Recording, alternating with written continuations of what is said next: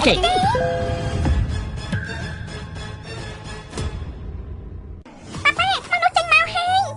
ស្អីគេនេះស្អីគេ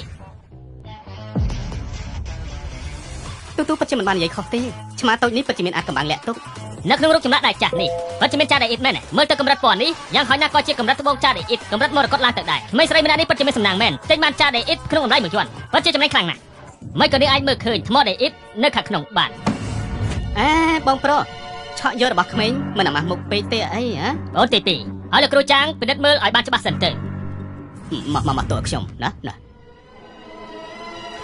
គឺចាស់ដីអ៊ីតមែនណាពិតមែនណាលោកគ្រូចាងលោកមើលឲ្យច្បាស់បន្តិចទៅយើងវាតម្លៃវត្ថុបុរាណ50ឆ្នាំហើយមិនដែលខុសទេនេះគឺចាស់ដីអ៊ីតពណ៌ខៀវអធិរិកកម្រិតកម្ពុជាខ្ញុំធ្លាប់បានឃើញខ្សែដៃពណ៌ខៀវអធិរិកបែបនេះនៅក្នុងកម្មវិធីដែនថ្លៃមួយនោះមានតម្លៃរហូតដល់120លានឯណោះទោះបីជាវាជាចាស់ដីអ៊ីតពណ៌ខៀវអធិរិកក៏ដោយវាក៏មិនសំខាន់ទៅលើភាពពេញលេញនៃវត្ថុធាតុដើមដែរប៉ុន្តែបើតាមខ្ញុំមើលវាគ្រាន់តែជាសំបកពណ៌ខៀវបន្តិចដែលជាប់នៅត្រង់តិចប៉ុណ្ណោះវាគ្មានអ្វីសំខាន់នោះទេ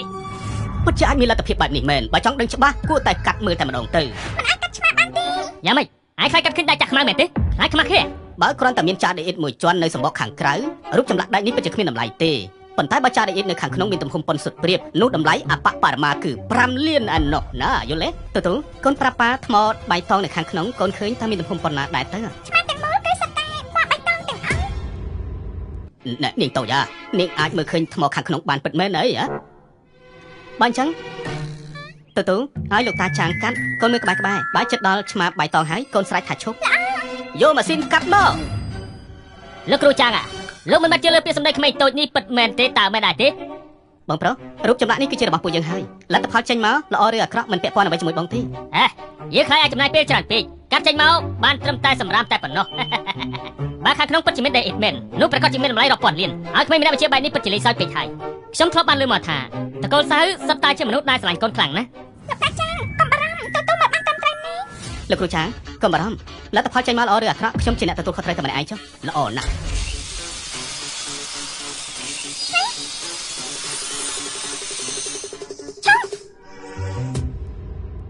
នាងតូចហើយប្រកាសទេនឹងយើងទើបតែកាត់បានប្រហែលជា1សង់ទីម៉ែត្រតែប៉ុណ្ណោះលោកតាចាងកុំបារម្ភទូមកបានតាមត្រឹមណាស់គឺទីតាំងនេះហើយសម្បកតែ1សង់ទីម៉ែត្រអញ្ចឹងខ្លួនឆ្មាច់ជាចាស់ដីអ៊ីតទាំងមូល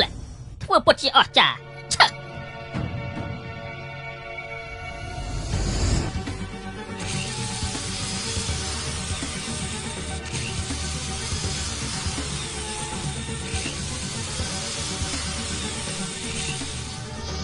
ល្អឥឡូវនេះបានកាត់សបកខាងក្រៅចេញអស់ហើយយើងគ្រាន់តែបកចេញមកនឹងដឹងថាចាស់ដីអ៊ីតនៅខាងក្នុងនេះធំប៉ុណ្ណាហើយណាជាក្មេងស្រីដែលនៅជនបទសាលេនជាយើងចាំមើលថែដោះស្រាយរឿងនេះបានយ៉ាងម៉េច